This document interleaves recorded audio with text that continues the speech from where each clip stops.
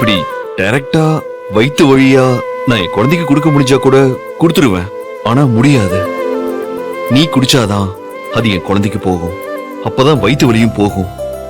அடம் பிடிக்காம குடி தேவி. அப்போ நான் குடிச்சு நல்லா இருக்கணும் நீங்க நினைக்கல, உங்க குழந்தை குடிச்சு நல்லா இருக்கணும், அப்படிதானே? தேவி புரிஞ்சுக்கோ தேவி. உன்னையும் என்னையும் நம்ம குழந்தையையும் பிரிக்க முடியுமா? உன்னை டீப்பா லவ் பண்ணதுனாலதான் உன் இழப்ப தாங்க முடியாம மனநிலை சரியில்லாம இருந்த. நீ போனதும் உன்னை மறந்துட்டு நான் இன்னொரு கல்யாணம் பண்ணிக்கலையே. எங்க அம்மா எனக்கு பொண்ணெல்லாம் பார்த்து நிச்சயதார்த்தம் வரைக்கும் போனாங்க. ஆனா நான் அவகிட்டையும் உன்னதான் பார்த்தேன் தேவி.